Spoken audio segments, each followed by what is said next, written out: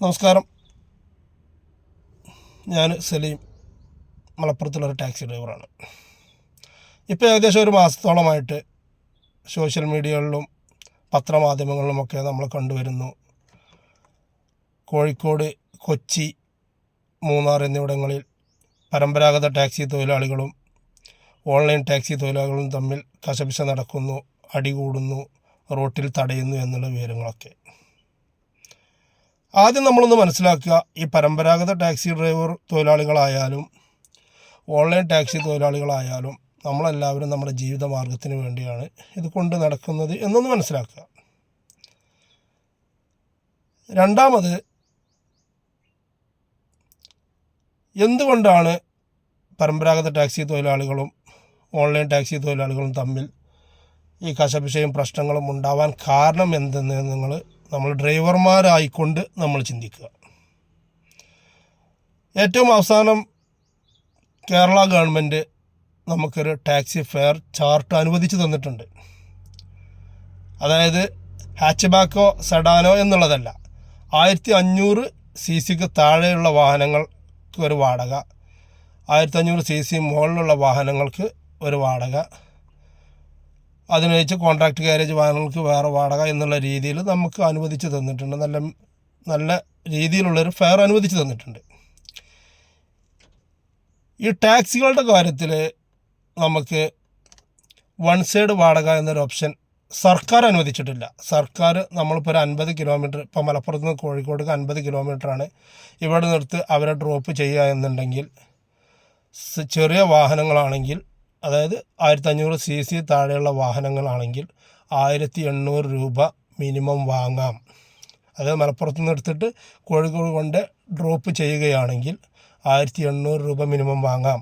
അത് 1500 cc മുകളിലുള്ള വാഹനങ്ങളാണെങ്കിൽ 2000 രൂപ മിനിമം വാങ്ങാം എന്നുള്ളത് വരുന്നുണ്ട്.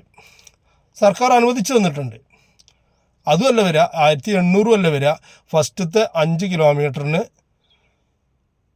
225 രൂപ, ശേഷം വരുന്ന ഓരോ കിലോമീറ്ററിനും 18 രൂപ. അങ്ങനെ നമുക്ക് കണക്ക് കൂട്ടുമ്പോൾ നമ്മൾ ഒരാളെ മലപ്പുറത്ത് നിന്ന് എടുത്ത് കോഴിക്കോട് ഡ്രോപ്പ് ചെയ്യുമ്പോൾ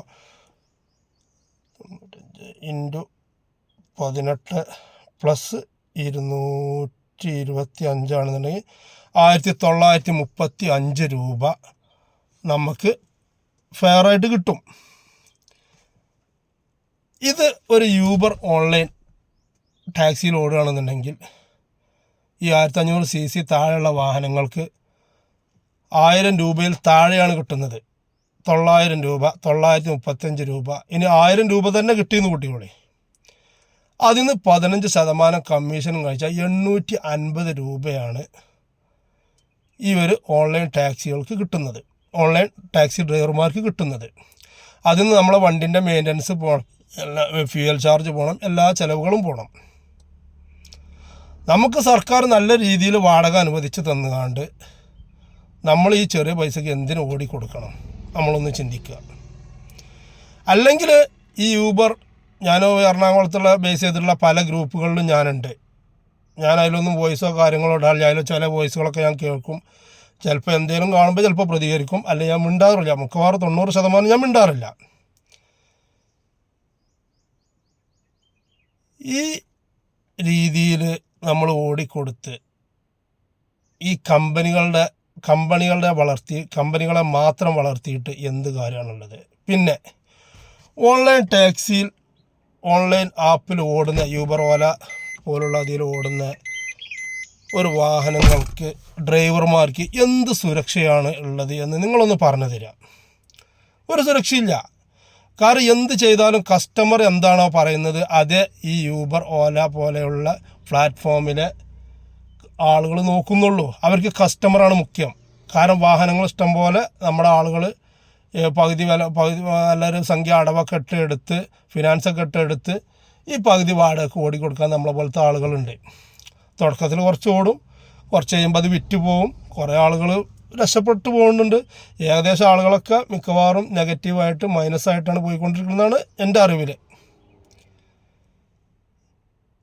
കാരണം നമുക്ക് നല്ലൊരു വാടക സർക്കാർ അനുവദിച്ച് തന്നിട്ടുണ്ട്. ഏതെങ്കിലും ഒരു ഓൺലൈൻ ഈ ടാക്സി കുറേ ഓൺലൈൻ ടാക്സി ഡ്രൈവേഴ്സിൻ്റെ കൂട്ടായ്മ ഉണ്ട്. ഏതെങ്കിലും ഒരു കൂട്ടായ്മ ഈ യൂബർ പ്ലാറ്റ്ഫോമിലേക്ക് അതിൻ്റെ കസ്റ്റമർ കെയറിലോ കാര്യങ്ങളോ വിളിച്ചിട്ട് കേരള ഗവൺമെൻറ് അനുവദിച്ചു തന്ന ഫെയറാക്കി മാറ്റണം, എങ്കിലേ ഞങ്ങൾ ഇനി ഓടുള്ളൂ എന്ന് പറഞ്ഞുകൊണ്ട് ഇതുവരെ സ്ട്രൈക്ക് ചെയ്തിട്ടില്ല. എന്തെങ്കിലും ഒരു, എൻ്റെ ഓർമ്മ അങ്ങനെയാണ് കേട്ടോ, ഉണ്ടോ എന്നുള്ളത് എനിക്കറിയില്ല. അങ്ങനെ ഒരു സ്ട്രൈക്ക് ചെയ്തതായിട്ട് നിങ്ങൾ ആരെങ്കിലും ഉണ്ടെങ്കിൽ ഒന്ന് പറഞ്ഞു തരി. അവർ ഒരു ഫെയർ നിശ്ചയിക്കണു, ആ ഫെയറിന് നമ്മളങ്ങനെ ഓടിക്കൊടുക്കണു. പിന്നെ ഇവിടുത്തെ സർക്കാർ എന്താണ്, ഇപ്പോൾ ഗതാഗത മന്ത്രി നമ്മളെ കേരള മിനിസ്റ്റർ ഗണേശൻ സാർ തന്നെ പറഞ്ഞു, അവർക്കൊന്നും ഇവിടെ ശരിക്കും പ്രവർത്തിക്കാനുള്ള ലൈസൻസ് കാര്യങ്ങൾ ക്ലിയർ അല്ല എന്നുള്ള രീതിയിലുള്ള പത്രപ്രസ്താവനകളും കാര്യങ്ങളൊക്കെ വന്നു. അങ്ങനെ പേപ്പറുകളും അതിൻ്റെ ലൈസൻസും കാര്യങ്ങളും ക്ലിയർ അല്ലെങ്കിൽ എന്തുകൊണ്ട് ആ ഒരു കമ്പനിയെ ഇവിടെ വെച്ച് പൊറുപ്പിക്കുന്നു? അവരോട് സ്റ്റോപ്പ് ചെയ്ത് പോകാൻ പറയണം. അല്ലെങ്കിൽ ഈ പേപ്പറും കാര്യങ്ങളും എന്താ അഗ്രിഗേറ്റഡ് പോളിസി, ഈ കാര്യങ്ങളൊക്കെ ക്ലിയർ ആക്കിയിട്ട് നല്ല രീതിയിൽ ഡ്രൈവർമാർക്കും സുരക്ഷ നൽകിക്കൊണ്ട്, ഉറപ്പ് നൽകിക്കൊണ്ട് ഇവിടെ പ്രവർത്തിക്കാൻ പറയണം. അത് നമ്മുടെ സർക്കാരും ചെയ്യുന്നില്ല. ഇപ്പം എത്ര വർഷമായിട്ട് ഇങ്ങനെയൊക്കെ ഈ പ്രശ്നം ഇടയ്ക്കിടയ്ക്ക് ഈ വിഷയങ്ങൾ ഉണ്ടാവാറുണ്ട്. അതങ്ങനെയാണ് കുറച്ച് കഴിയുമ്പോൾ അതിങ്ങനെയാണ് ആറിപ്പോവും, പിന്നെ നമുക്ക് മൈൻഡ് ചെയ്യൂല, പിന്നെ കുറച്ച് കഴിയുമ്പോൾ വീണ്ടും പ്രശ്നങ്ങളുണ്ടാവും. അപ്പോൾ വീണ്ടും ഇതേപോലെ പല സമരങ്ങളും മുറകളും നടത്തും എന്നല്ലാതെ ഒരു ശാശ്വത പരിഹാരത്തിന് സർക്കാരുകളോ ഇത് ഓടുന്ന നമ്മുടെ ഡ്രൈവർമാരോ ഇതിന് മുതിരുന്നില്ല. ഇപ്പോൾ എറണാകുളം ബേസ് ചെയ്തിട്ട് കുറേ ഓൺലൈൻ ടാക്സി ഡ്രൈവേഴ്സ് കൂട്ടായ്മകളുണ്ട്, സംഘടനകളുണ്ട്. ഈ സംഘടനകൾ ആരെങ്കിലും ഇപ്പോൾ അടുത്തൊന്നും, ഞാൻ ആ ഗ്രൂപ്പിലൊന്നും പറഞ്ഞു കേട്ടിട്ടില്ല ഗവൺമെൻറ് അനുവദിച്ചിട്ടുള്ള റൈറ്റ് ആക്കണം എന്നുകൊണ്ട് ഒരാളെ വോയിസ് പോലും ഞാൻ കേട്ടിട്ടില്ല. ഞാൻ കേൾക്കാതെ പോയ വോയിസിലുണ്ടോ എന്നുള്ളത് എനിക്കറിയില്ല. കാരണം ഞാനും നിങ്ങൾ ഇനി ഓൺലൈൻ ടാക്സി ഡ്രൈവർമാരാണെങ്കിലും അല്ലെങ്കിൽ പരമ്പരാഗത ടാക്സി ഡ്രൈവർ തൊഴിലാളികളാണെങ്കിൽ ഒക്കെ ജീവിക്കുന്നത് നമ്മുടെ ജീവിത മാർഗത്തിന് വേണ്ടിയാണ് ഈ ജോലി ചെയ്യുന്നത്. അതുകൊണ്ട് നമ്മൾ പരസ്പരം അങ്ങോട്ടും ഇങ്ങോട്ടും കടിച്ചു കീറാതെ, വിഷയങ്ങളൊന്നും ഉണ്ടാക്കാതെ നമ്മൾ മുന്നോട്ട് പോകാൻ ശ്രമിക്കുക. അതിന് ഏറ്റവും നല്ലൊരു ഉദാഹരണം ഈ ഓൺലൈൻ ടാക്സി ഡ്രൈവർമാരായി ഓടുന്ന ആളുകൾ, നിങ്ങളെല്ലാവരും നിങ്ങളുടെ സംഘടനയുമായി ഒത്തൊരുമിച്ച് എല്ലാവരും ഒറ്റക്കെട്ടായി നിന്ന് യൂബർ, ഓല പോലുള്ള പ്ലാറ്റ്ഫോമുകളിൽ നമ്മളെ കേരള ഗവൺമെൻറ് അനുവദിച്ചിട്ടുള്ള വാടക തരാൻ തയ്യാറാകണമെന്ന് പറഞ്ഞുകൊണ്ട് എവിടെയാണോ ഇതിൻ്റെ കാര്യങ്ങൾ സമർപ്പിക്കേണ്ടത് അവിടെ സമർപ്പിച്ചുകൊണ്ട് അതിനു വേണ്ടി സമരം ചെയ്യുകയാണ് വേണ്ടത്. ഇപ്പോൾ പല ഗ്രൂപ്പുകളിലും അതിനു വേണ്ടിയുള്ള സമരങ്ങളല്ല. ഈ വാടകൻ്റെ ഒരു പ്രശ്നത്തിൽ യാതൊരു വിഷയങ്ങളും ആരും പറയണില്ല. നമ്മളവിടെ അങ്ങോട്ടും ഇങ്ങോട്ടും തമ്മിൽ തല്ലുന്നു, കച്ചറിക്കുന്നു. എന്തായാലും നമ്മൾ കുടുംബം മാറ്റാൻ വേണ്ടിയിട്ടാണ് ഈ ഒരു പ്രസ്ഥാനം കൊണ്ട് നടക്കുന്നത്. ഇപ്പോൾ യൂബറിലാണെങ്കിലും ഓലയിലാണെങ്കിലും യൂബർ പറയുന്ന ഫെയർ കൊടുക്കാൻ ആ കസ്റ്റമർ തയ്യാറാണ്. യൂബർ, ഓല എന്ന് പറഞ്ഞാൽ എനിക്ക് പെട്ടെന്ന് വായിൽ കിട്ടുന്ന പേരുകളാണ്. ബാക്കി റാപ്പിഡോ, പിക്മി കുറേ ഉണ്ട്, യാത്രി, അങ്ങനെ കുറേ പ്ലാറ്റ്ഫോമുകളുണ്ട്. അതിലൊക്കെ വണ്ടി ബുക്ക് ചെയ്യുന്ന ആളുകൾ അതിലെ ഫെയർ എത്രയെന്ന് അവർക്ക് കാണിച്ച് കൊടുത്തിട്ട് മാത്രമേ വണ്ടി ബുക്കിംഗ് കൺഫേം ചെയ്യുന്നുള്ളൂ. അപ്പോൾ അവർ ഈ ആപ്പ് കാണിക്കുന്ന പൈസ കൊടുക്കാൻ അവർ തയ്യാറാണ്.